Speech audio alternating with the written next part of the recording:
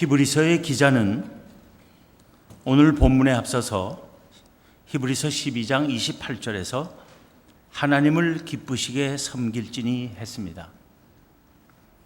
그리고 이어지는 오늘 본문 1절에서는 형제 사랑하기를 계속하라고 합니다. 하나님을 기쁘시게 하는 일과 형제를 사랑하는 일 사이에 밀접한 연관성을 말해주는 것입니다. 그리고 이어지는 2절에서는 손님 대접하기를 잊지 말라고 합니다. 여기서 손님이란 주인이 좋아서 또 원해서 초청해온 손님이 아니라 이방인 또는 나그네를 가리키는 말입니다. 그리스도인에게 있어서 형제에 대한 이해가 광범위해지는 것을 봅니다. 사실 하나님께서 예수 그리스도 안에서 어떤 특정한 민족이나 국민이나 지역 주민만을 사랑하시고 구원하신 것이 아닙니다. 예수 그리스도를 믿는 모든 사람은 종족과 국적과 피부색과 남녀노소를 막론하고 다 하나님의 자녀가 되는 것이며, 따라서 모든 신자는 다 형제이고 자매이며 남매가 되는 것입니다. 또 하나님께서 언제 누구를 신자 만드실지 모르기 때문에 우리는 누구든 누구를 대하든 그리스도 안에서 형제, 자매, 남매로 대할 수 있어야 하는 것입니다. 특히 외국에서 온 이들에게는 특별한 관심과 배려와 사랑으로 대해야 합니다. 자기 고향이 아닌 곳에 와 있는 이방인은 자연적으로 약자의 처지에 놓이기 쉽기 때문입니다. 그래서 하나님께서는 일찍부터 약자를 보호할 책임을 강조하시며 과부와 고아와 함께 나그네를 늘 잊지 않고 언급하셨습니다. 출애굽기 22장 21절 22절에서는 너는 이방 나그네를 압제하지 말며 그들을 학대하지 말라. 너희도 애굽 땅에서 나그네였음이라. 너는 과부나 고아를 해롭게 하지 말라 합니다. 신명기 10장 18절 19절에서도 하나님께서는 고아와 과부를 위하여 정의를 행하시며 나그네를 사랑하여 그에게 떡과 옷을 주시나니 너희는 나그네를 사랑하라. 전에 너희도 애굽 땅에서 나그네 되었음이니라 합니다. 이 하나님의 명령을 따라 나그네를 돌보는 것은 신구약 성경 전체를 관통하는 하나님의 백성의 중요한 덕목의 하나이고 신앙의 의무입니다. 사도 바울도 손 대접하기를 힘쓰라 하고 나그네를 대접하는 것을 감독 또는 장로가 될 사람에게서 필수적으로 요구되는 미덕의 하나로 여겼습니다. 이렇게 손님을 잘 대접할 줄 알아야 함을 강조한 히브리서 기자는 알지도 못하는 낯선 나그네를 대접하다가 하나님의 천사를 대접한 사람들이 있었음을 상기시킵니다. 이로써 부지 중에 천사들을 대접한 이들이 있었느니라 한 것입니다. 실제로 아브라함이나 그의 조카 롯이나 사사 기드온이나 또 다른 사사 삼손의 아버지 마노아는 각각 나그네들을 그들이 천사인 줄 알지 못한 채 정성껏 대접하고는 그들로부터 좋은 소식을 듣거나 큰 도움을 받은 적이 있습니다. 꼭 천사를 만나고 좋은 일이 있기를 기대해서가 아니라 하나님의 명령이기에 또 우리가 예수 그리스도 안에서 받은 그 말로 다 할 수 없는 사랑 때문에 우리는 힘껏 우리 가운데 있는 외국인들을 따뜻하게 대해야 할 것입니다. 지난주 수요일부터 지난주 월요일까지 베트남에 다녀왔습니다. 베트남 친구들 다는 아니지만 몇몇 사람의 가정도 방문하고 가족들을 만났습니다. 우리 미나 씨 딸 샤론도 만나고 부모님도 만나고 조카들도 만나고 그랬습니다. 우리 일행은 두 분 장로님을 비롯해서 권사, 집사님들 모두 합하여 24명이었습니다. 평소에 베트남 선교에 관심을 가지고 말 없이 후원하던 분들입니다. 우리 교회에서 신앙생활을 하다가 귀국한 베트남 형제 자매들을 만나고 계속해서 신앙생활을 잘 하고 있는지도 살피며 격려하기 위한 여행이었습니다. 여러 곳에 흩어져 있는 우리 교회 출신들을 다 만나볼 수는 없기에 이번에는 하노이, 닌빈, 다낭 세 도시를 중심으로 방문을 하고 그들을 만났습니다. 그 세 도시에 살고 있지 않는 이들 중에는 7시간 이상을 차를 타고 와서 우리 일행을 만난 이들도 있습니다. 어떤 이들은 며칠간 우리와 여행을 함께 하기도 했습니다. 그들은 너무나 감격하며 행복해했습니다. 처음 만날 때와 헤어질 때에는 다들 눈물을 흘렸습니다. 그들은 세문안교회에 대해서 영원히 잊지 않을 감사를 마음에 품고 살며 한국에 있는 동안 세문안교회를 알게 된 것을 너무나 자랑스럽게 여기고 있었습니다. 그도 그럴 것이 국내에 베트남인들을 돌보는 단체나 그들이 모여 예배드리는 교회들은 여러 군데 있지만 세문안교회 성도들처럼 거의 정기적으로 베트남에 찾아가서 다시 만나고 지속적으로 연락을 주고받으며 부모, 형제처럼 정을 나누는 이들은 없기 때문입니다. 우리 교회에서 신앙생활을 하다가 베트남에 돌아간 이들 가운데는 계속해서 신앙생활을 잘 하는 이들도 있고 그렇지 않은 이들도 있습니다. 그냥 신앙생활을 그만둔 사람도 있지만 교회를 다니고 싶어도 부근에 교회가 전혀 없어서 다니지 못하는 이들도 있습니다. 그런 이들 가운데는 자기 동네에 교회가 하나 생기기를 얼마나 간절히 고대하고 있는지 모릅니다.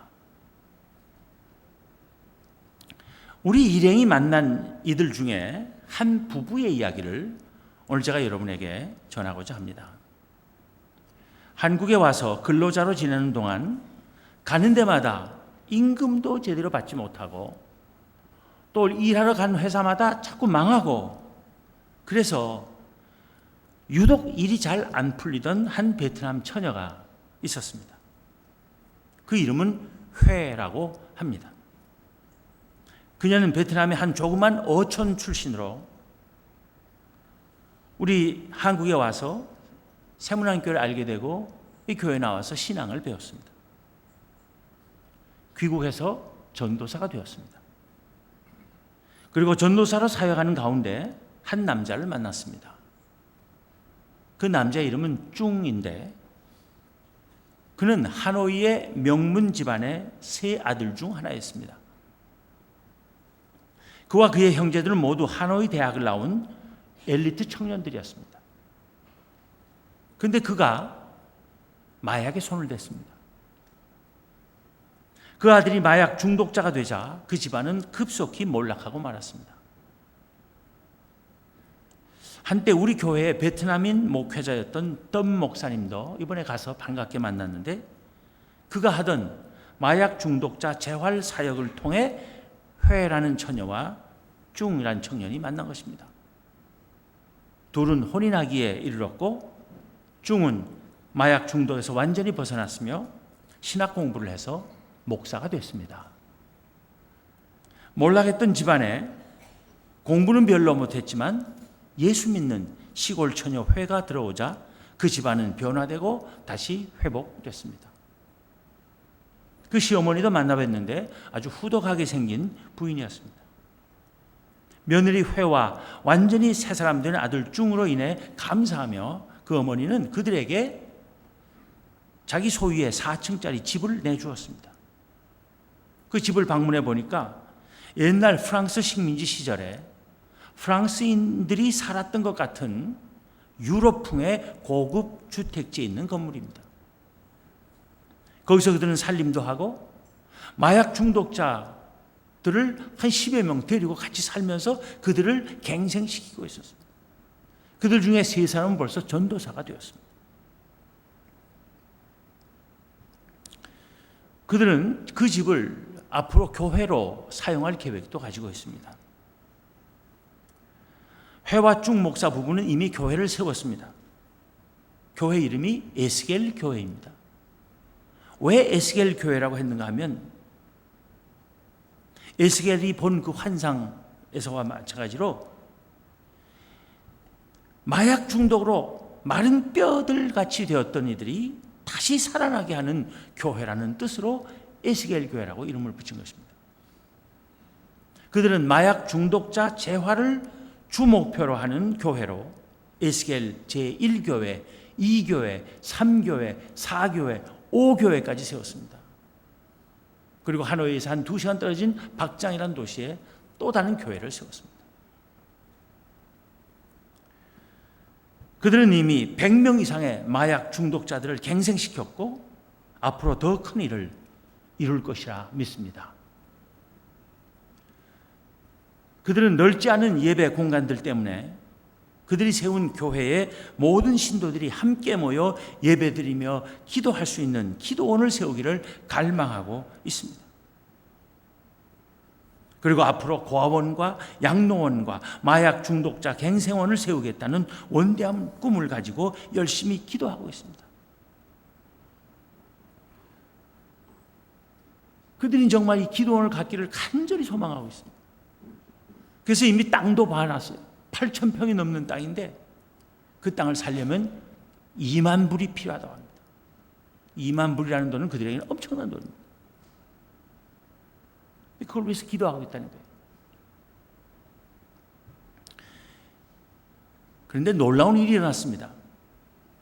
아무 얘기하지 않았는데 이번에 함께 베트남 여행한 그 일행들이 또 함께 여행을 못했지만 후원을 해준 분들 이 후원금을 내서 13,500불이 모여졌습니다. 거기에 또 1,500불이 보태져서 15,000불이 되었습니다. 2만 불에서 5,000불 모자랐었는데 또 일행 중에 또 5,000불을 내시겠다고 선뜻 하신 분이 계셔서 2만 불이 채워졌어요. 성령께서 역사하신 겁니다. 그래서 그들 이 회와 중 부부에게 그 2만 불을 그 자리에서 전달했습니다. 너무나 놀랐고 감격해서 어쩔 줄 몰라 했습니다.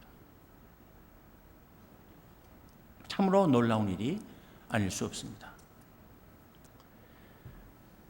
한국에 왔을 때는 볼품없는 조그만 베트남 시골촌이었습니다.